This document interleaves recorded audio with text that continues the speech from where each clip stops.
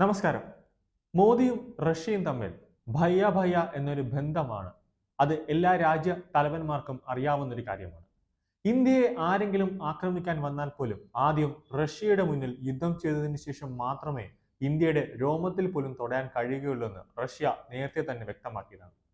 മൂന്നാം മോദി അധികാരത്തിൽ വന്നതിനു ശേഷം തന്നെ നരേന്ദ്രമോദി തന്റെ ഉറ്റ ചങ്ങാതിയായ വ്ളാദിമിർ പുടിനുമായി കൂടിക്കാഴ്ച നടത്താൻ റഷ്യയിലേക്ക് പറന്നു കഴിഞ്ഞു. 2 ദിവസത്തെ റഷ്യൻ സന്ദർശനത്തിനായി പ്രധാനമന്ത്രി നരേന്ദ്രമോദി റഷ്യയിലേക്ക് പുറപ്പെട്ടു കഴിഞ്ഞു. 22ാമത് ഭാരത് റഷ്യ വാർഷിക ഉച്ചകോടിയിൽ പങ്കെടുക്കുന്ന പ്രധാനമന്ത്രി റഷ്യൻ പ്രസിഡന്റ് വ്ളാദിമിർ പുടിനുമായി ഉഭയകക്ഷി ചർച്ചകൾ നടത്തും. കൂടിക്കാഴ്ചയിൽ വിവിധ മേഖലയിലെ സഹകരണം സംബന്ധിച്ച് വിശദമായ ചർച്ചകളും കരാറുകളും ഉണ്ടാകുമെന്നത് ഉറപ്പാണ്. റഷ്യ യുക്രൈൻ സംഘർഷം പൊട്ടിപ്പുറപ്പെട്ടതിനു ശേഷം പ്രധാനമന്ത്രി മോദിയുടെ ആദ്യ റഷ്യൻ സന്ദർശനമാണിത്. 3 വർഷത്തെ ഇടവേളയ്ക്ക് ശേഷമാണ് ഭാരതം റഷ്യ വാർഷിക ഉച്ചകോടി നടക്കുന്നത്. 2021 ഡിസംബറിൽ ഉച്ചകോടിക്കായി റഷ്യൻ പ്രസിഡന്റ് വ്ളാദിമിർ പുടിൻ ഭാരതത്തിൽ എത്തിയിരുന്നു.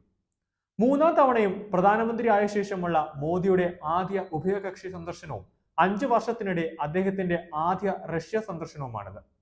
2019 സെപ്റ്റംബറിൽ വ്ളാദിവോസ്റ്റോക്കിൽ നടന്ന ഈസ്റ്റേൺ എക്കണോമിക് ഫോറത്തിൽ പങ്കെടുക്കാനാണ് അദ്ദേഹം അവസാനമായി റഷ്യയിൽ എത്തിയത്.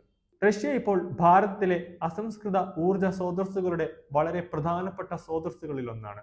ഉഭയകക്ഷി ബന്ധത്തിലെ ഈ സംഭവ വികാസങ്ങളെ പറ്റിയുള്ള വീക്ഷണങ്ങൾ കൈമാറുന്നത് ഈ സന്ദർശനം ഉപകരിക്കുമെന്നാണ് രാഷ്ട്രീയ വിദഗ്ധർ തന്നെ പറയുന്നത്.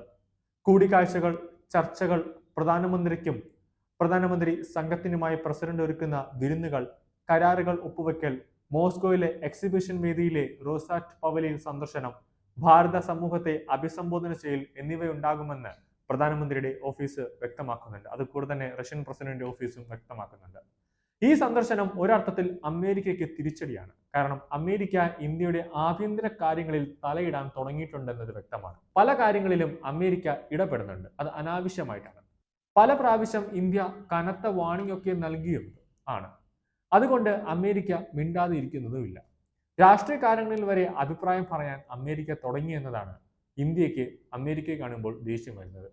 ഇന്ത്യ റഷ്യയുമായി എന്ത് ചർച്ചയാണ് നടത്തുക എന്നതാണ് ഇനി അമേരിക്കയ്ക്ക് അറിയേണ്ടത്. അനൗദ്യോഗികമായ ചർച്ചകൾ ഉണ്ടാകുമെന്നത് പ്രധാനമാണ്. ഊർജത്തെക്കുറിച്ചും സുരക്ഷയെക്കുറിച്ചും, വ്യാപാരം, നിക്ഷേപം, ആരോഗ്യം, വിദ്യാഭ്യാസം, സംസ്കാരം, വിനോദസഞ്ചാരം തുടങ്ങിയ മേഖലയുമായി ചർച്ചകൾ ഉണ്ടാകുമെന്നത് മോദി വ്യക്തമാക്കിയിട്ടുണ്ട്. എന്തു തന്നെയായാലും മോദിയും വ്ളാദിമിർ പുടിനും തമ്മിലുള്ള ഈ ഒരു കൂടിക്കാഴ്ച ഇന്ത്യക്ക് ഏറെ ഗുണം ചെയ്യുമെന്നത് എടുത്തു പറയേണ്ട കാര്യമാണ്. മോദിയും റഷ്യയും തമ്മിലുള്ള ഈ കടുത്ത സൗഹൃദം അമേരിക്കയും ചൈനയും തന്നെ അസ്വസ്ഥമാക്കും എന്നതിൽ ഒരു സംശയവുമില്ല.